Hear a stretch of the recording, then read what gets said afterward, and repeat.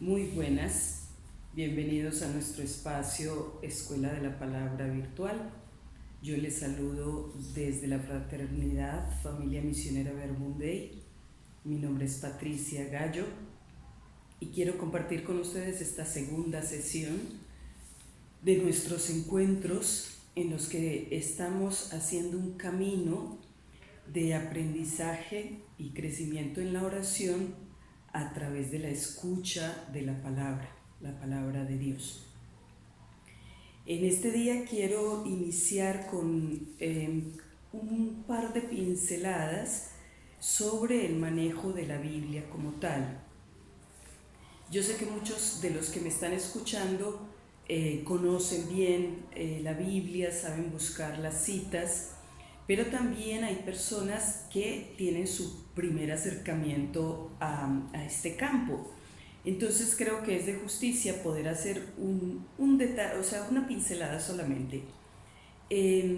Esta parte podría ser mucho más práctica si estuviésemos en directo, ¿no? Si estuviésemos juntos para abrir la Biblia, buscar una cita. Por ejemplo, creo que es muy práctico que ustedes sepan dónde está el índice de su Biblia. Les habíamos dicho que por favor tuvieran la Biblia en físico. Las Biblias digitales son de mucha ayuda, pero también es muy bueno que cada uno sepa buscar una cita, ir haciendo en su propia vida sus signos, sus separadores, poder a través del índice con facilidad encontrar un libro de la Biblia que quieres buscar. Esa parte es importante, entonces solo en los grupos podrían también aclarar dudas. Digo en los grupos porque después de esta introducción a través de la predicación, tenemos un espacio con las personas que se han inscrito para un trabajo a través de alguna de las plataformas que nos permite videollamadas con número de gente más alto, pero donde estarán monitores. Digo los que están inscritos porque es la manera que podemos hacer esa parte. Quien no está inscrito también encontrará en la página un número de celular. Se pueden comunicar ahí y decir: yo estoy interesado en participar de los grupos. Intentaremos que se les pueda incluir hoy mismo, en este sábado, entre las 4:30 y 5. Si no lo lográramos, pues por logística, quedarían ya incluidos para la próxima semana. Les decía que unas pinceladas para comprender lo que es la Biblia. La Biblia puede llamarse de distintas maneras: la Sagrada Escritura, el libro de la Revelación o la Escritura simplemente. Pero hay una cosa que normalmente nosotros no podemos identificar a primera vista, y es qué es una Biblia. La palabra griega de la cual se desprende, en realidad lo que dice es libro, pero en plural, libros. Es decir, es una biblioteca. La Biblia es una biblioteca porque contiene diversos libros. No fue escrita toda de un tirón, primero el Génesis, después el Éxodo, no. Es un conjunto de libros recopilados a lo largo de muchos años, pero que también es un solo libro, que contiene la revelación de Dios, la historia de las intervenciones salvíficas de Dios para con la humanidad. Entonces, pues es libro sagrado porque contiene lo que Dios a través de la historia también ha dicho de sí mismo. Bueno, en eso nos vamos a detener luego. La Biblia puede dividirse o se divide principalmente en dos libros: Antiguo Testamento y Nuevo Testamento. Forman un solo libro, pero tiene esta gran división. En esa primera parte, el Antiguo Testamento, los católicos coincidimos con el pueblo judío y también con los hermanos separados cristianos. Sin embargo, en la Biblia hay 46 libros en el Antiguo Testamento, que fueron escritos en hebreo, la lengua del pueblo judío. Sin embargo, 7 de esos libros fueron escritos en lengua griega. Y aquí hay una diferencia ya con la Biblia judía, con la escritura judía, la Sagrada Escritura, la Torá y los profetas. Y es que esos libros que fueron escritos en griego no son reconocidos como libros inspirados por parte de los judíos. La Iglesia Católica los tiene en su Biblia, entonces para nosotros son 46 libros, para ellos solamente 39. El Nuevo Testamento es en común con todos los cristianos. Claro, los judíos no han reconocido a Cristo, entonces no entran en ese Nuevo Testamento. Pero la Iglesia Católica reconoce los 46 y los 27, y en cambio las iglesias cristianas de otras confesiones asumen como Antiguo Testamento solo los que son en hebreo. Bueno, yo no les voy a explicar más cosas porque yo creo que es un enredo si uno no puede hacer preguntas, etc. Lo dejo entonces al criterio de los grupos, donde también se puede identificar las personas que necesiten más asesoría para comprender a grandes rasgos cómo buscar una cita, cómo entender un poquito más esto que les acabo de explicar.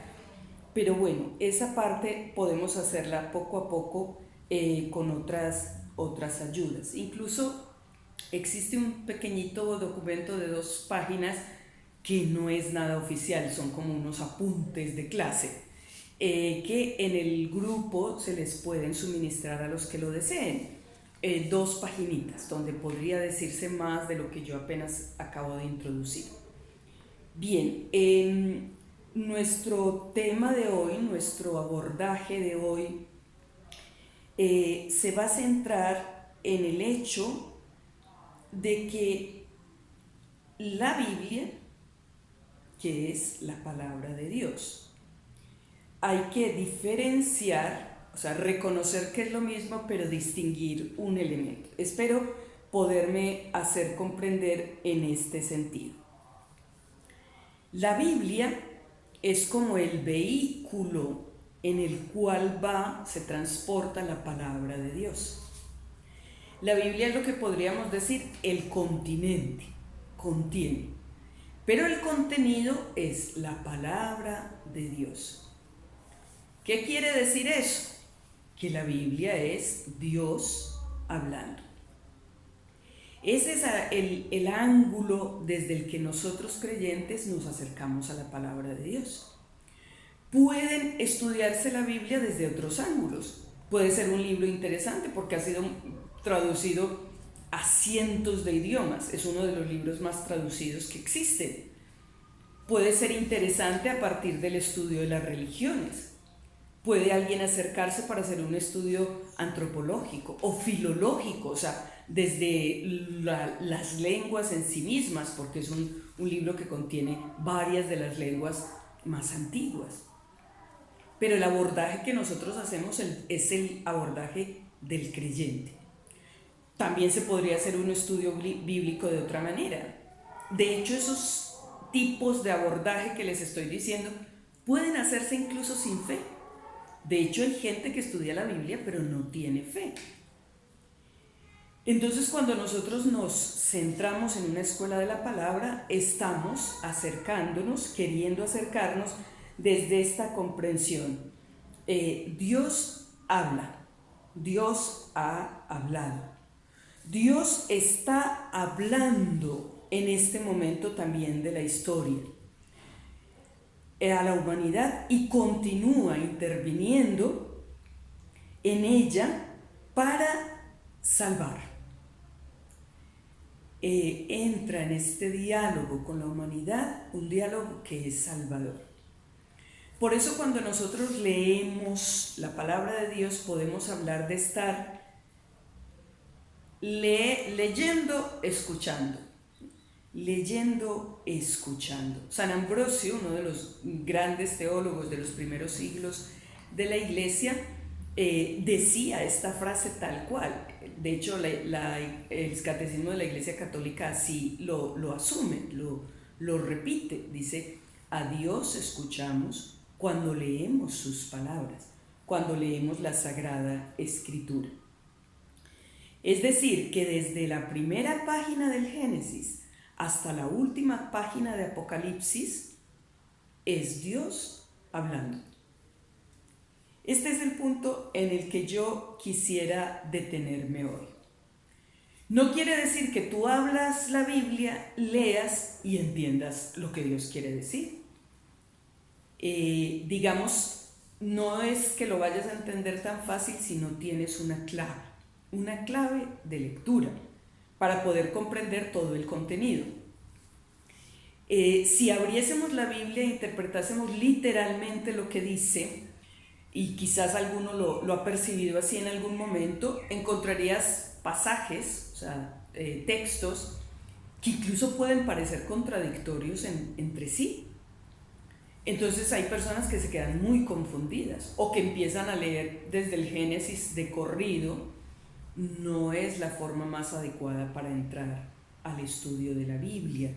Leer capítulo detrás de capítulo, libro detrás de capítulo, no es lo más práctico. Sobre todo si no tienes una clave de interpretación. Yo no entiendo mucho de música, pero lo que logro captar de lo que es una clave en música me sirve también para comprender lo que es acercarse a la Biblia. Una clave, también esta palabra viene del griego y dice, es el sinónimo de una llave. Si algo está cerrado, pero tú tienes la llave, tienes posibilidad de abrirlo. O sea, se te abre si tienes la clave. Bueno, pues para el estudio, la lectura de la Biblia creyente, es necesario tener también una clave. Los músicos, al leer la partitura, se dan cuenta de que la clave es o clave de sol o clave de do, por el signo, y desde ahí van a interpretar todo lo que dice la partitura. Bien, ¿qué clave puedo tener yo para entender, para poder entrar en el mensaje adecuado de la palabra? Yo encuentro un texto que les quiero compartir porque a mi modo de ver es esa clave. Es de la carta a los Hebreos, capítulo 1 y versículos 1 al 2. Sobre todo el 2, la primera partecita, o sea que se diría Hebreos 1, del 1 al 2a. Ven, es por eso que creo que sí vale la pena que a un nivel más pequeño podamos aprender a buscar estas citas. ¿Qué dice Hebreos 1 del 1 al 2? Dice, en diversas ocasiones y de muchas maneras habló Dios a nuestros padres por medio de los profetas. Ahora, en esta etapa final, nos ha hablado por medio de su Hijo. En distintas ocasiones y de muchas maneras. Toda la historia de la salvación, todos los eventos, todas las batallas vividas por el pueblo, todo lo que dijeron los profetas a través de siglos, todo lo que la naturaleza misma puede decir, lo había dicho Dios. Pero en la última etapa nos ha hablado a través de su Hijo. Nosotros podemos decir, o sea, Dios había mandado muchas razones y al final mandó la razón con su Hijo. Sí y no, porque resulta que esta razón mandada con su Hijo es algo muy especial, porque es que ese Hijo es la segunda persona de la Santísima Trinidad. Ese Hijo que ha venido es el mismo Dios, que después de haber hablado de tantas maneras a lo largo de la historia, decide entrar en la historia para hablar nuestro propio idioma. Aquí quiero hacer referencia a un texto que conocemos bastante, lo leemos en la liturgia, sobre todo en el tiempo de Navidad. porque habla precisamente de este punto, la encarnación del Hijo de Dios. El texto es del Evangelio de San Juan, capítulo 1, versículo 1 al 3 y versículo 14. Obviamente se podría leer de corrido, solo me voy a detener en estos versículos. Dice así: al principio existía la palabra y la palabra estaba junto a Dios y la palabra era Dios. Ella existía desde el principio, estaba junto a Dios, todo existió por medio de ella. Aquí podemos recordar las páginas del Génesis en los que se relata el inicio, ¿no? La creación.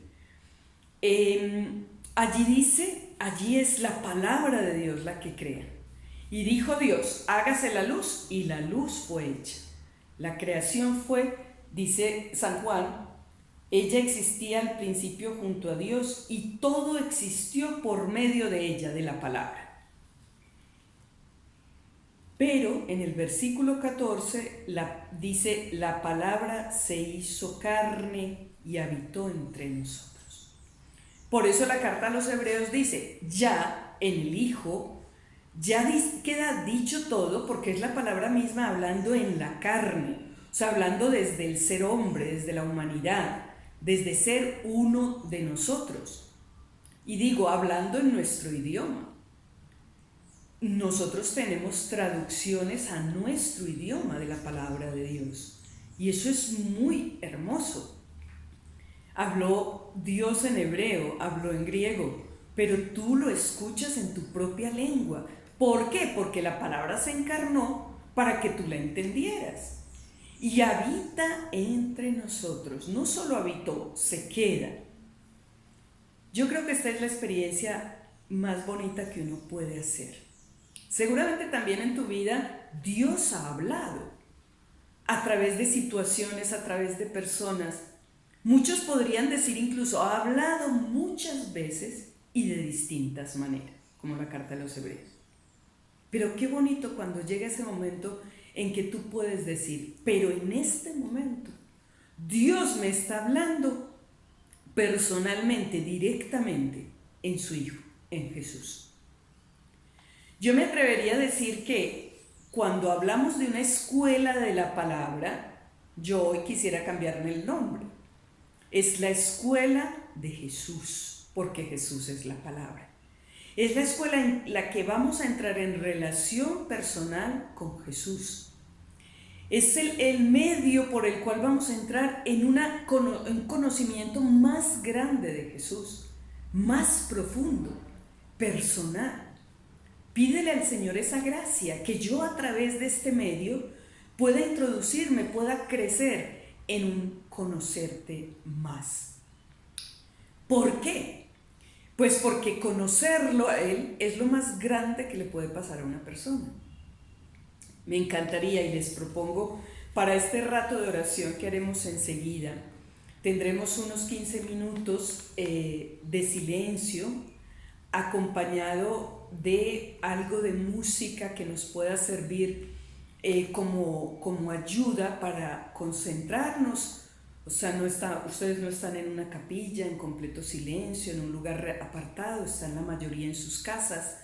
Entonces, concentrarse en a solas con la palabra.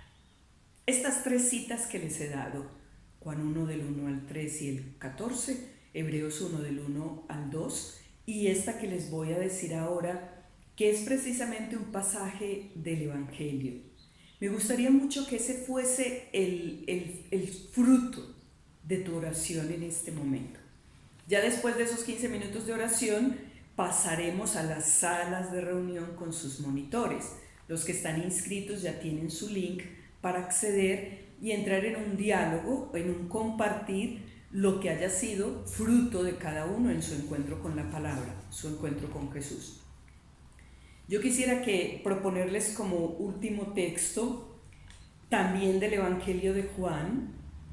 El contexto es que Jesús viene ya realizando, en el Evangelio de Juan no se habla de milagros, se habla de signos, de señales. Entonces ya Él ha realizado algunos signos que han impresionado mucho, porque realmente ¿quién puede hacer caminar a un paralítico? que lleva 38 años postrado? Pues esa curación, como alguna más que había sucedido, tenía al pueblo dividido. O sea, si este hombre es de Dios, ¿por qué los dirigentes judíos de la religión, los fariseos, no lo reconocen? Pero si este hombre no es de Dios, ¿cómo es que hace unas señales tan claras, tan indiscutibles? Entonces entre la gente había división. A los judíos les llegaron estos rumores, les iban llegando. Y entonces dice el texto: se enteraron los fariseos de los comentarios de la gente. Entonces los sumos sacerdotes y los fariseos enviaron guardias para detenerlo, para arrestar a Jesús. Ellos se fueron a arrestar a Jesús al templo, a buscarlo, pero volvieron sin él. Entonces dice: cuando los guardias volvieron, los sumos sacerdotes y los fariseos les preguntaron. Juan 7, versículo 32, y luego se saltan al 45-46. Se podría leer todo, pero no tenemos el tiempo para comentarlo todo. Entonces, los mandan a traerlos, ellos regresan, pero regresan sin él. Entonces les preguntan: ¿por qué no lo han traído? Y ellos contestan: jamás algún hombre habló como habla este hombre. Jamás un hombre ha dicho lo que ha dicho este hombre. Claro, ellos no sabían quién era Jesús, no lo sabían todavía, pero reconocían que así no había hablado, ni podía hablar ningún hombre. A mí me parece tan bonito poder hacer eco de esas palabras en mi vida, y te lo propongo. Hacer eco en tu vida de poder reconocer al escuchar a Jesús: jamás persona alguna me ha dicho lo que Él me ha dicho. Jamás persona alguna me ha hablado, ni me hablará como habla Él. Jamás alguien ha tocado lo más íntimo de mi corazón como lo ha hecho Él. Que cada uno pueda hacer esta experiencia y que el fruto de este rato de estar con Él sea: Señor, tú me dices lo que nadie me ha dicho, lo que nadie, ni siquiera queriendo, podría decirme.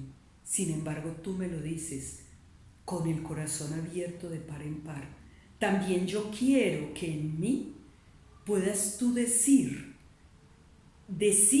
y quedarte diciendo, quedarte habitando en mi propio corazón y diciéndome por tu vida, por la palabra, todo lo que Dios tiene preparado para mí, para ser mi luz, para ser mi fuerza, para ser el agua viva de la que yo pueda alimentarme, de la que yo pueda vivir.